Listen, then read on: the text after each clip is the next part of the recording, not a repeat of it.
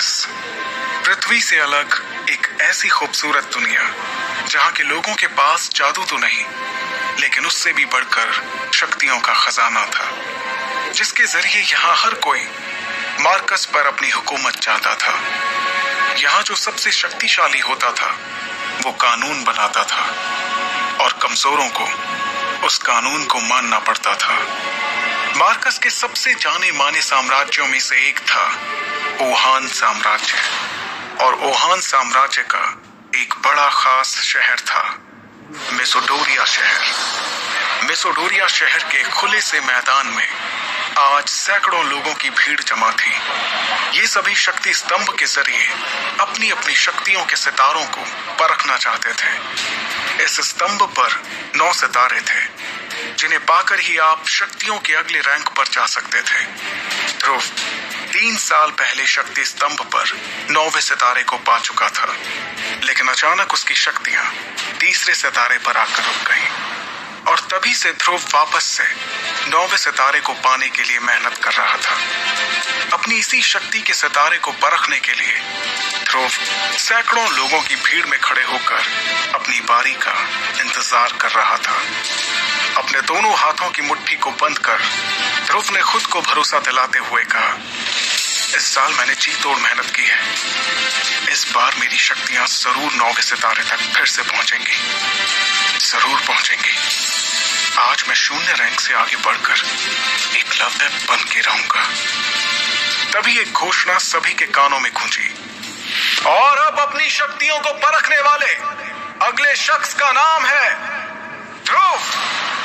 जैसे ही ध्रुव का नाम पुकारा गया, वो लोगों की भीड़ से निकलकर बाहर आया और अपने कदमों को धीरे धीरे बढ़ाते हुए ऊंचाई पर रखे एक बड़े से पथरीले स्तंभ की ओर बढ़ने लगा, जिसका नाम था शक्ति स्तंभ। शक्ति स्तंभ के ठीक सामने पहुंचने के बाद ध्रुव के जहन में कई बातें चल रही थी। ध्रुव जब सिर्फ 4 साल का था, तब से उसने प्रैक्टिस करना शुरू कर दिया था, और 10 साल की उम्र तक तो वो 9वें सितारे तक पहुंच गया था। फिर 11 की उम्र में वो 0 रैंक से एकलव्य रैंक पर आ गया था। शौर्य दल के 100 साल के इतिहास में ये पहली बार था जब एक 11 साल का बच्चा एकलव्य बन गया हो। लेकिन उसके बाद ऐसा कुछ हुआ कि अचानक से एकलव्य एक बार फिर से 0 रैंक पर आ गया। यही सब सोचते हुए ध्रुव ने अपने दाहिने हाथ की हथेली को शक्ति स्तंभ पर रखने के लिए आगे बढ़ाया। फिर उसने आंखें बंद करते हुए अपनी हथेली को शक्ति स्तंभ पर बने शक्ति चक्र पर रखा। कुछ देर सन्नाटे के बाद ध्रुव के कानों में एक आवाज गूंजी, तीसरा सितारा, शक्ति और भी कम। इस बार भी ध्रुव का सबसे निराशाजनक प्रदर्शन। ये आवाज जैसे ही ध्रुव के कानों में पड़ी, उसके पैरों तले जमीन सरक गई। उसे अपने कानों पर यकीन नहीं हो रहा था। जैसे ही उसने अपनी आंखें खोली, शक्ति स्तंभ पर गड़े हुए 2 शब्दों तीसरा सितारा ने उसके सपनों को चकनाचूर कर दिया। उसे बिल्कुल भी समझ नहीं आ रहा था कि आखिर ऐसा कैसे हो सकता था। इस बार तो उसने हर बार से ज्यादा मेहनत की थी। शक्ति स्तंभ के सामने खड़े ध्रुव ने अपने आप से बड़बड़ाते हुए कहा, नहीं नहीं, ऐसा नहीं हो सकता, ऐसा बिल्कुल भी नहीं हो सकता।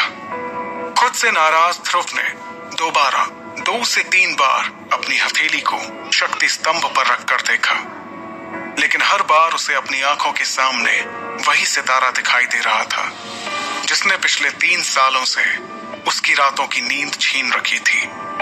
उधर मैदान में खड़े सैकड़ों लोगों की भीड़ में से किसी ने चिल्लाते हुए कहा, ए 0 रैंक, चल अब नीचे आ जा। अगर बार बार शक्ति स्तंभ पर हाथ रखने से शक्तियों का सितारा बढ़ जाता, तो तू पिछले 3 सालों से तीसरे सितारे पर नहीं होता। उसके इतना कहते ही कई लोगों ने जोर के ठहाकों के साथ ध्रुव पर हंसना शुरू कर दिया। ये हंसी के ठहाके पूरे मैदान में गूंजते हुए ध्रुव के कानों में तीर की तरह चुभ रहे थे। ध्रुव ने वहां से निकलने के लिए अपने कदमों को आगे बढ़ाना शुरू किया, लेकिन अब उसके कानों में उन सभी के हंसी के ठहाकों के साथ कई ताने भी सुनाई देना